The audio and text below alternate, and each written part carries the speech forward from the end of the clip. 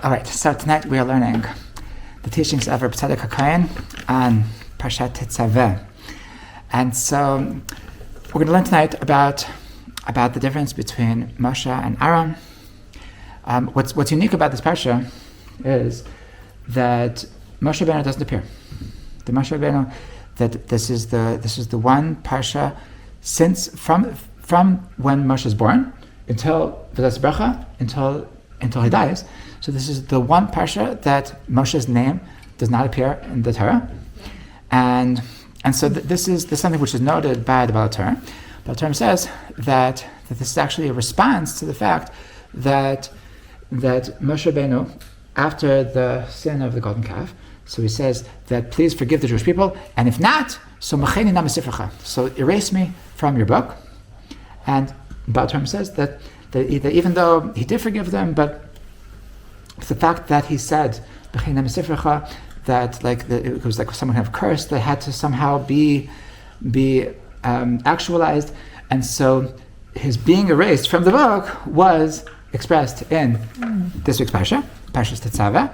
And many note that always Parshat Tetzaveh falls out in the same week as the Yartzeit of Moshe Rabbeinu, of Zayin Adar. And so the fact that he was erased from the Parsha, erased from the Torah, is the same time as being erased from the world. And but the question is really that why is this being erased from the Parsha? What's have to do with the Parsha?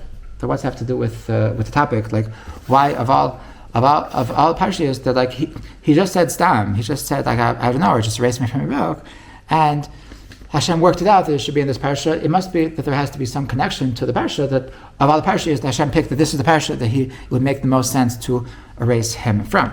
Okay, now another question that is noteworthy in the parsha, that is somewhat contradictory to the first thing. The fact that Moshe is not mentioned in the parsha is that even though Moshe is not mentioned by his name, but he actually is mentioned in Hashem speaking to him, and as the Torah starts, the parsha says Ve'ata Tetzaveh b'nei Yisrael, that you should command the Jewish people. And so when he says Va'ata, obviously he's speaking to Moshe, right? So Moshe absolutely is mentioned, just he's not mentioned by name, he's mentioned as you. And this is something which is like the Zohar talks about. It says that like the Torah repeats itself 3 times. V'ata hakrev elachas Aaron chicha. Then one talks about bringing Aaron to bring him the priestly garments. So it says V'ata. It says V'ata tedaber al kol chachmei lev. Like it says V'ata. It says you. Like there's a certain recurring theme that Hashem is talking to Moshe, and he's saying that you have to do this, and so the Zohar talks about this, and it says that Hashem is telling Moshe that I've made you into a king. That it's like I don't want you to just be saying over what I wanted to say, but rather I want you to realize that you have authority, you have power, and you're the one giving over this commandment. And similarly, so it says that Hashem says Hakrev elecha, v'ku elecha, they should take to you. Like by truma, last week's parsha, it says v'yitnu li truma. Hashem says that give me a truma, and the way to give to me is to give to you, right? And over here, it doesn't say give to me. Hashem says they should give to you. Like Hashem is, for the first time, Hashem is telling Moshe that you have your own thing, and by giving to you, that is the way of giving to me. You don't have to look at yourself as something who is just non-existent, that you're just like a tape recorder, that you're just the one, like the way of me, God, speaking. Rather, you should realize that you are also something very important. Okay, so what's the thing? What's this really? So what's this really saying? So what Tzadok says is that what's unique about this parsha is that this is the parsha of Aaron. This is the parsha of the Kohanim. This is the parsha of the priests, and because really the theme of the parsha is the bigdei kehuna, the priestly garments, which is all about how the priests are supposed to act in the temple, and so because it's the parsha of Aaron, so that's why Moshe. That's why it's the most appropriate place for Moshe not to be there, in order to make space for Aaron. But he says that it's actually much deeper than that, because the truth is that the entire existence of Aaron / the priests, it's all from Moshe. Now, what does that mean? Why is the entire existence of Aaron, and the Aaron as a leader, and the priests as the ones who are doing the service in the temple? How is that all from Moshe? So first of all, Aaron is a leader, so he notes that really Aaron wasn't supposed to be a leader in the first place. It's the whole reason why he was a leader was to help Moshe speak before Paro, because Moshe was self-conscious. He said, I'm not adequate. I don't have what it takes. I can't speak properly. So Aaron, he's very eloquent. You should take him. So that's why Hashem acquiesced, and he said that Aaron, he'll be your sidekick. But the entire existence of Aaron as a leader is only because Moshe insisted. Number two, so in the story of the golden calf, so Aaron actually assisted the Jewish people in making the golden calf, and Moshe tells over that when he's in Veschanan, when he's talking about the story, so he says that Hashem got very, very angry at Aaron, and Moshe says, "Va'etpalel gam al Aaron." That Hashem got very angry. Va'yiktzof Hashem al Aaron, va'aspalel Aaron levilti hashmilo. That I prayed for Aaron that Hashem should destroy him. Meaning that after the story of the golden calf, Moshe says that Hashem actually wanted to kill Aaron. And it's only because Moshe prayed for him that he existed in the first place. Okay, but the truth is that it's even deeper than that. The Tzadok says that the entire existence of the priests as being the people that lead the service in the temple, so it's all indirectly because of Moshe, because why was it that the priests, that the Kohanim, were picked to be the ones leading the service? It's all because the Jewish people sinned with the golden calf. Meaning, until the story of the golden calf, really there was never supposed to be such a thing as Kohanim, as being something special. Every family had the ability to send someone to the temple, and that is that the firstborns were supposed to be the Kohanim. Okay? The whole thing that the Kohanim was something special, that was only a result of the fact that we sinned the golden calf. So, why do we have a golden calf? So the reason why we had a golden calf is because somebody incited the Jewish people to make a golden calf. So who was it that incited the Jewish people to make a golden calf? So it's actually this group of people called the Erev Rav. So who is the Erev Rav? The Erev Rav was these Egyptians that were impressed with Hashem's miracles, and Moshe decided to let them join the Jewish people. Okay? And that's why, after the story of the golden calf, so Hashem says, Reid, ki shitchet amcha. Hashem says to Moshe, go down because your nation has messed up. So Rashi says, what's it mean, amcha? Why is this your nation? So it's his nation. So Rashi says that it's referring to the Erev. That Hashem says, you didn't ask me, should I take the Erev or not? You did it on your own accord, and they're yours.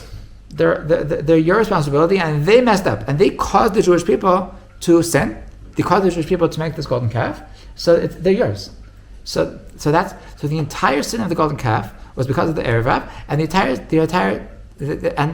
because of the golden calf, that's why the entire kahuna started.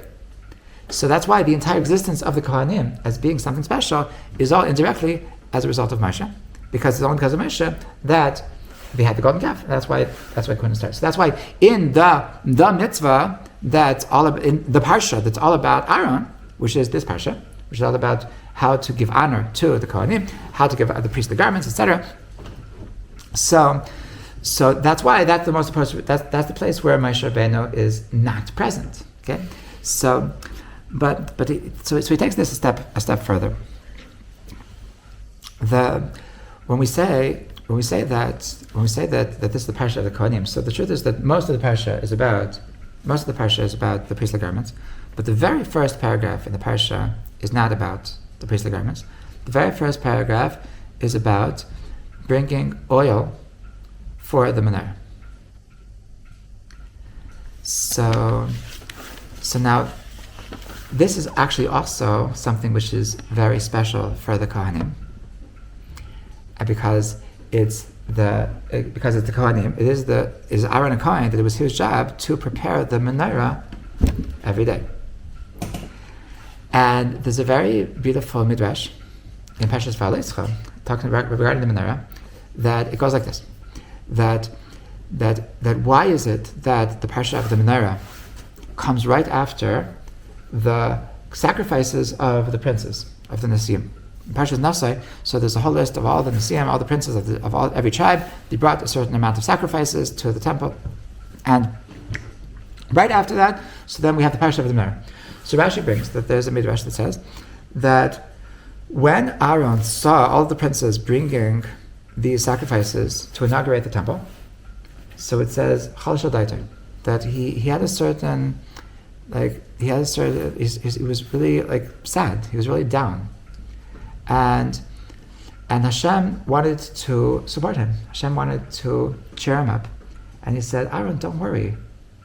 Shalcha Gedola Mishalahem She'ata Male Umetev as Hamener, that your portion is greater than their portion because you get to light the menorah. So what is this? So what's really this? It's very strange midrash. Why was first of all why was Aaron upset? Aaron was very active in the entire inauguration process. He was the one bringing the sacrifices. They weren't Kohanim. Only the Kohanim could bring the sacrifices. It's true, there were sacrifices, but Aaron was very active in the temple service. So first of all, why was he down? And second of all, how is this consolation? How is this? What does it mean? Why is the menorah, as much as he is upset that he doesn't have a special part in the inauguration of the temple, so how is the fact that he has the menorah, how is that a consolation? Okay, so I once saw a very beautiful idea, and that is that what was he actually upset about? What was he feeling bad about? So it says that as every prince brought a sacrifice to the temple, as he brought their Chanukas HaMishkan, so it says that they had a very special kavanah, and every one of the princes, so they had a certain intention that they were bringing the sacrifice, and they were telling Hashem that Hashem, I want to really make it in the world. And so Yehuda, the prince of Yehuda, of the tribe of Yehuda, when he brought his sacrifices, he was saying that let it be your will that I should be able to succeed in being the king, because Yehuda is supposed to be the king.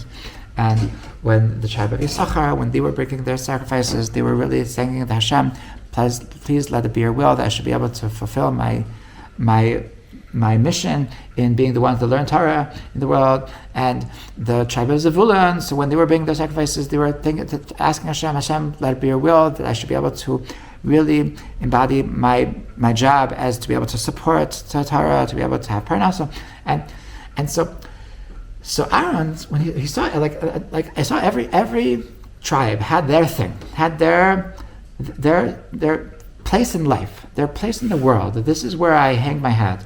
This is what the world needs me. And Aaron was saying, do I really have a place? What's the job of Aaron? The job of Aaron is to be the teachers. The Kohanim are supposed to be the teachers. There's a passage that says, "Kisifsik kayan yishmer das, v'tari yavak shem piu." That the lips of the Kohen will guard knowledge and ask him for knowledge, ask him for Torah, ask Torah from his lips, from his mouth. Ki malach Hashem tzvakasu, because he's like an angel. So the Torah talks about the Kohanim, that they're the ones that we're supposed to go to them for advice, we're supposed to go to them for enlightenment, for inspiration, that the Kohanim, their job is they're supposed to be the spiritual leaders. And so, there's an expression that I hear for teachers here. So, I'm also a teacher. So that if you know how to do anything, so do. If you don't know how to do anything, so teach. And that was exactly what Aaron HaKohen's problem was. That he saw everybody that they're coming to the Mishkan, they're bringing their sacrifices, and they say like, I have something in life, and he was saying like, what about me? What do I do? I just I'm like the life coach. I'm like what? Facilitator. I just facilitate people. I could imagine a person like he's a consultant. He helps everybody make their business, and then they make their business and they become billionaires. And what about me? Why can't I do that? Why? And he feels like such a loser.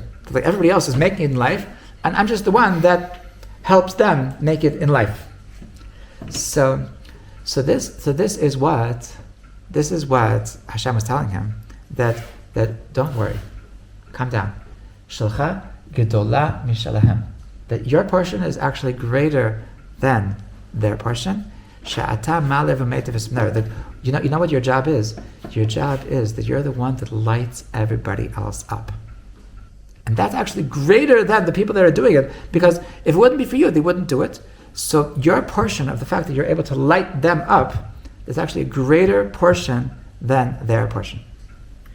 So this is why that lighting the menorah, which is the very first parsha, the very first paragraph in this week's parsha, so that's actually very much the identity of kahuna, and that's why in the parsha of kahuna, so Moshe Rabbeinu, so it's more appropriate that he shouldn't be there.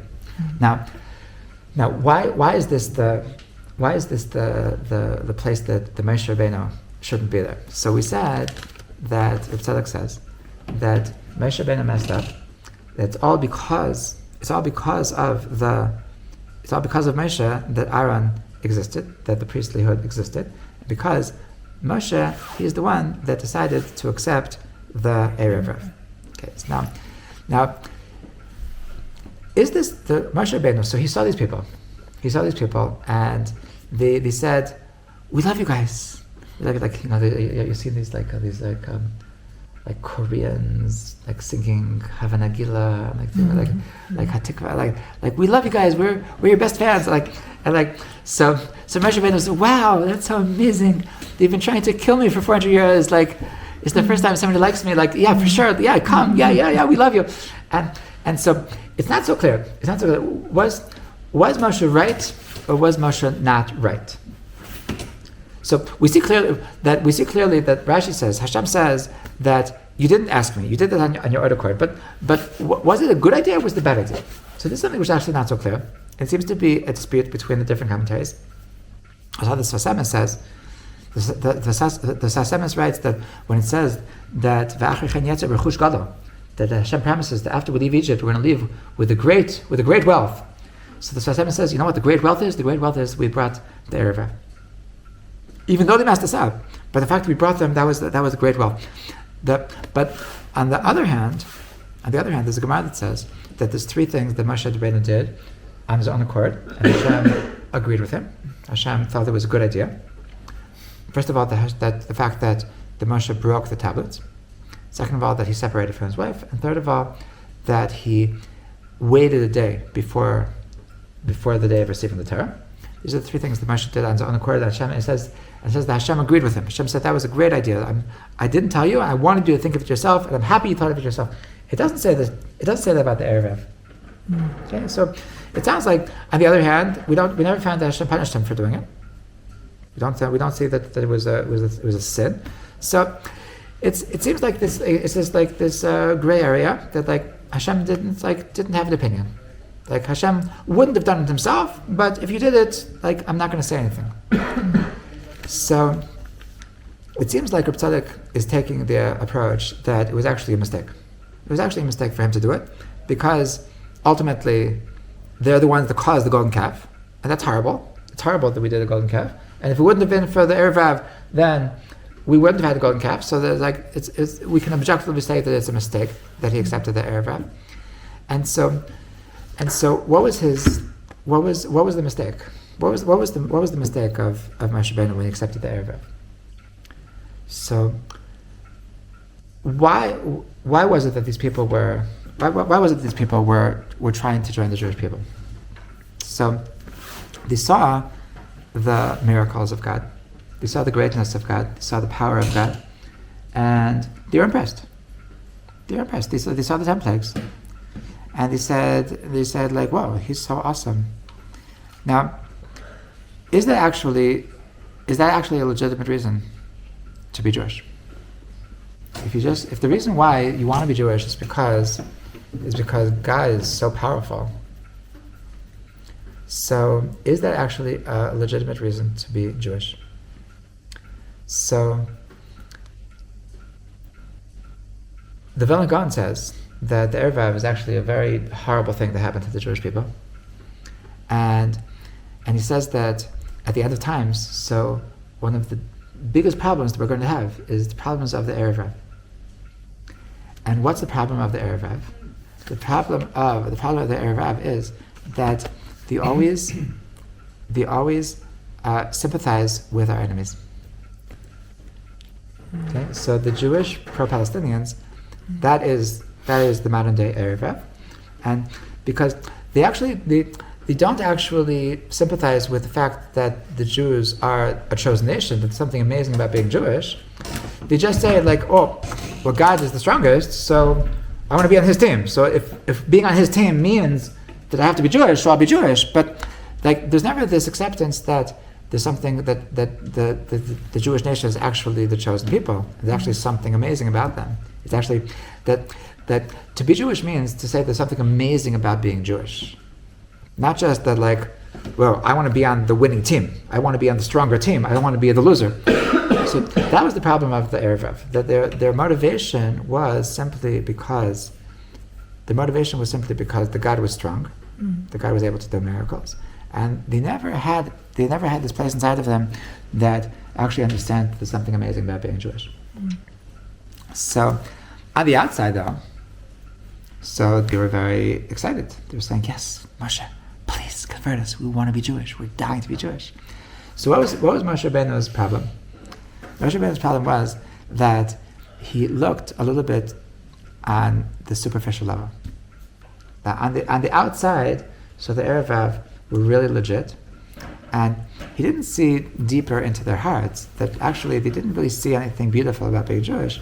He was like they're like pro-Jewish. I don't know if this is like the evangelicals, but like they're pro-Jewish on the outside, but like on the inside they don't really have what it takes to be Jews, and that's why like they messed up with the golden calf, and that's why like for all the generations they're the ones that like they're the ones messing us up. So now, what was Moshe's tikkun? What was Moshe's tikkun? So Moshe's tikkun is through Aaron, because what was Aaron's thing?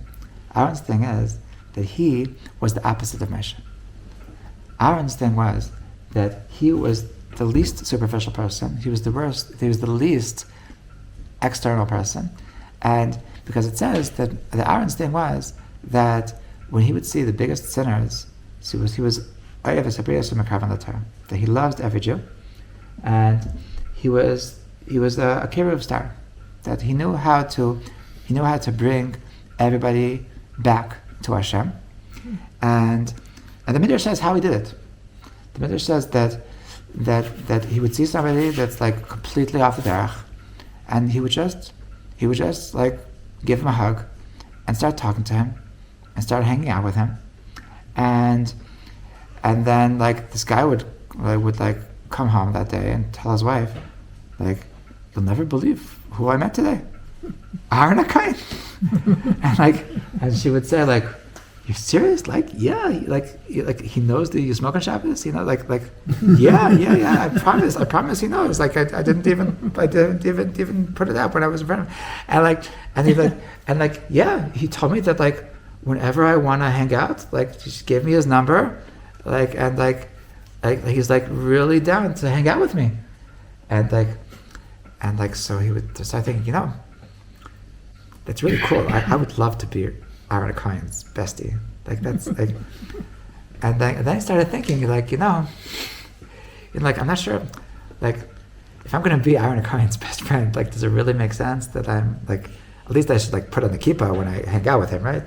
So his wife would say, yeah, you probably should put on the kippah, and maybe I should stop smoking on Shabbos when at least when he's around, she's like, so yeah, it probably makes sense. And he would be Makayev people just by being their friend. There's a crazy story that I don't think I've said it here recently. That there's a Rav in Migdal Emek, Rav Yitzchak David Grossman. So his thing, he's an amazing person. He's amazing, like tons and tons of organizations. He was in yeshiva, and so he was the person that came to Rav Grossman, and he says, Rabbi, you need to help me. I have a problem. My son, he has a non-Jewish girlfriend, and they want to get married, and you have to talk to him, and you have to save me. And his mom is broken, his mom is crying, and so he says, okay, I'll try. I'll talk to him. And so he meets with him. He starts talking to him, and he sees there's no one to talk to. He's not there, and so he said before he gives up, so he says, before you marry this girl, could you please just do me a favor? Could you speak to my rabbi? Speak to my rabbi. And he says, sure, I'll talk to everyone. I'm an easygoing guy. And so he makes an appointment. Rav Grossman's rabbi was the Lel Rebbe. So he made an appointment in Yerushalayim. He made an appointment with the Lel Rebbe in Yerushalayim, and so at the right time, so the Rav Grossman, they all drive in together, and the Gabbai welcomes them into the house, and he brings them into the balcony, into the Parshat, and he says, in a couple of minutes the Rebbe will be out. Okay, so Rav Grossman's waiting outside, and the boy is waiting on the Parshat, and so a couple of minutes later, so the Rebbe comes out to the Parshat. So on the balcony, so there's 2 chairs, and so the Rebbe walks in, and he sits down, puts his feet on the other chair. But there's on the balcony there's a step where there's a fence and there's a place to sit on the fence. So he says, here, b'vakasha, here, take a seat. So he leans back, takes out a cigarette, lights up a cigarette, starts smoking, and they start talking. They're talking and talking for an hour and a half. Okay, after an hour and a half, so he leaves, and so the boy walks out, and Rav Grossman is there, the guy's father is there, and he says, how'd it go? The guy says, I've never met such a fascinating man in my entire life. And he says, okay, but what do you say about your girlfriend? My girlfriend? Didn't say a word about my girlfriend. I said, what? He feels like such a loser. I told the guy, I explained exactly what the situation was. How he didn't understand. He thought I was just trying to have him meet a guy. It's so messed up. And I felt like now it's lost. Now such a missed opportunity. Now what can we do? Now a week later, the boy's father calls Rav Grossman, and he says, "Your rabbi, he's like a witch doctor. What did he do? My son just called me that he broke up with his girlfriend. What's going on?" So Rav Grossman doesn't have no idea, and Rav Grossman calls up the Rebbe, and he says, "Rebbe, I'll be honest with you. When the boy told me that you didn't say a word about his girlfriend, I was so upset. I did out of respect, I didn't say anything. But how could the whole reason I'm bringing him to you is because he's in danger. He's about to intermarry, and so, but now his father tells me that he broke up with his girlfriend. What do you do?" So the Rebbe told him, it's very, very simple. It's very, very simple. That I just needed him to connect to me. None of my guys is going to marry a shiksa. It's just not going to happen. So I needed that, in that hour and a half, I needed his soul to connect to my soul. Once his soul is connected to my soul, then we're good. If he's my guy, then he's not going to marry an Ajah. So that's exactly what Aaron Cohen. That's what Aaron Cohen would do. He would just be friends with people, and so because he made friends with people, because he saw the light in them, he saw the holiness in them. So he was able to light up that spiritual place inside of their heart, and that's how he was able to bring them back. So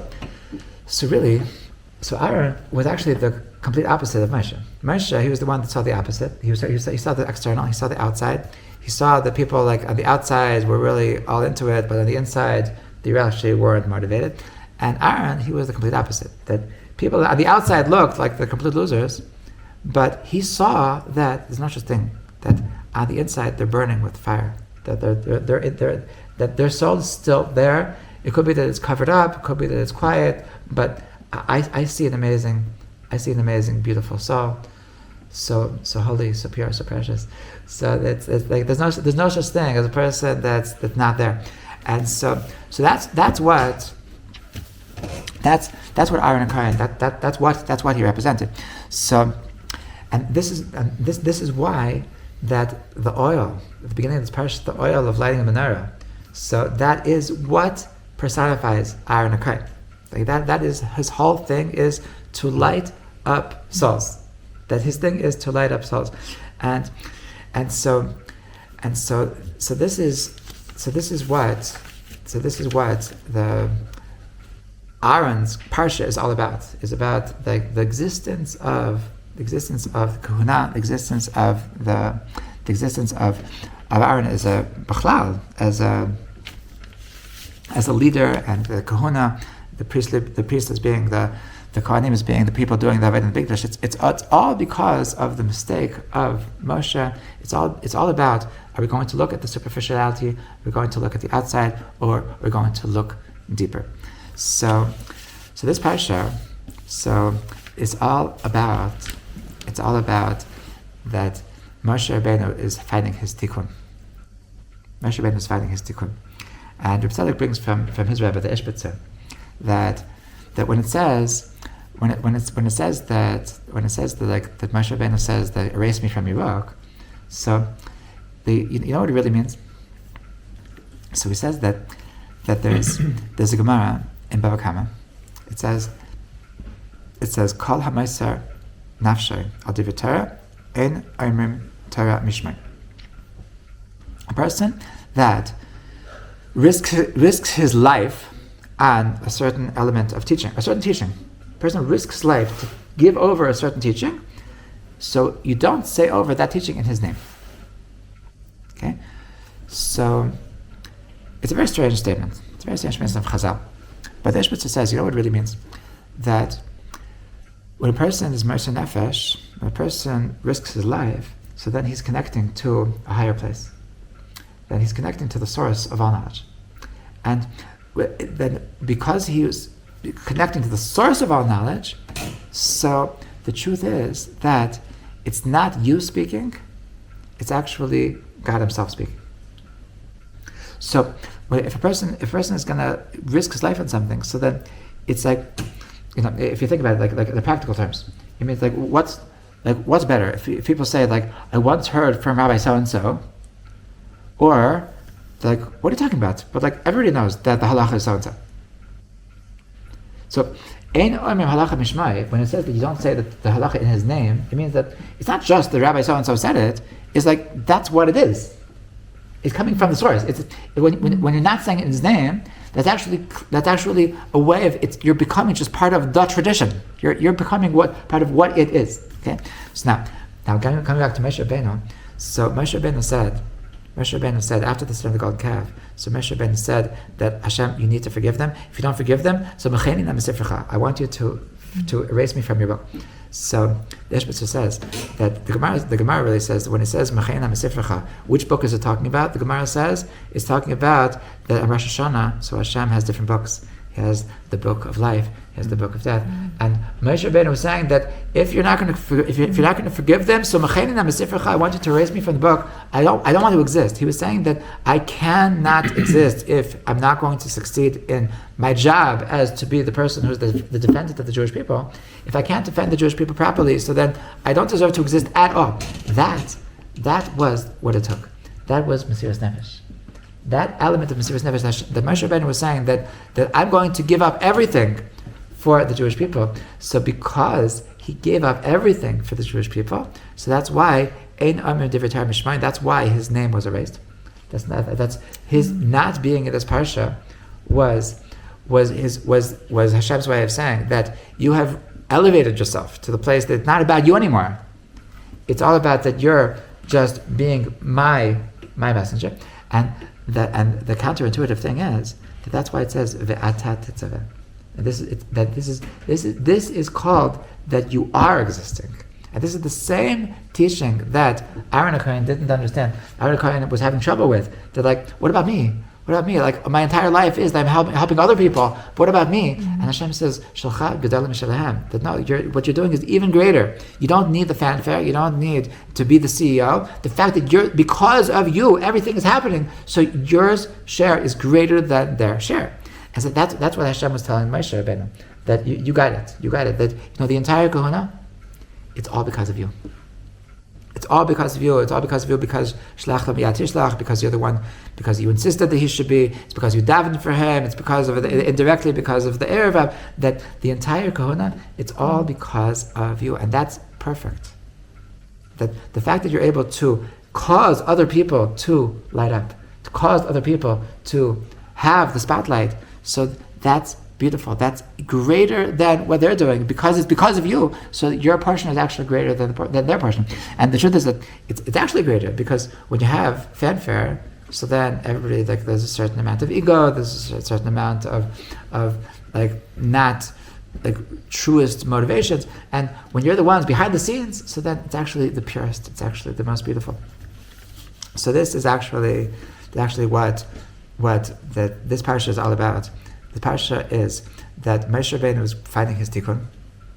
Moshe Rabbeinu is finding his tikkun in the fact that first of all, that when it came to the erev, so he looked at the external, he didn't look at the inside, and his tikkun is through Aaron HaKohen. That Aaron HaKohen was the one that was able to see the depths in every Jew, that there's no such thing as an ugly Jew, there's no such thing as a dirty Jew, there's no such thing as a sinner, that every single Jew is beautiful, every single Jew is burning for Hashem. And that's why Tzadok says that's why at the very end of the parasha, so we have the Mizbeach HaKtaros. The very last point of the parasha is that the altar from which they gave the incense. And all the commentators ask, why on earth is that in this parsha?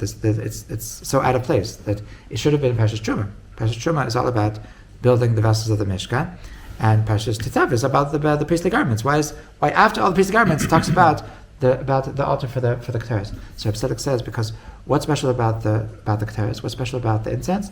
What's special about the incense is that there's a bad smelling thing, the chalbana. Chalbana is a bad smelling fragrance in the incense, and from that we learn that kol tefillah she'ein ba Parshat Yisrael in tefillah, that if there's a davening, if you have people coming together, if everybody is holy, if everybody is from, so then it's not good. It's not good. That if you didn't get some people to come that aren't religious, then Hashem is not so impressed with your davening.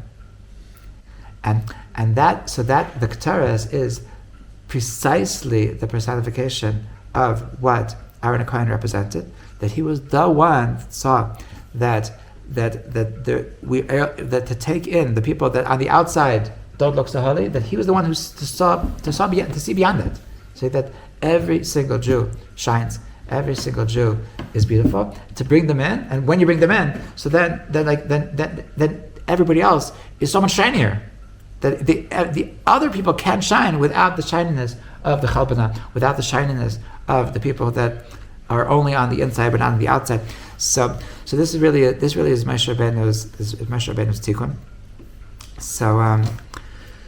So bless us all that we should be able to be students of Aaron and Kain. We should be able to really see into the essence of people, to see into the essence of ourselves, to really to be real people, to be people that see the essence and not to see what's just like what's under our nose, and to know that when you look deeper, so then everything is holy, everything is beautiful, everything is shiny. So l'chaim. Good.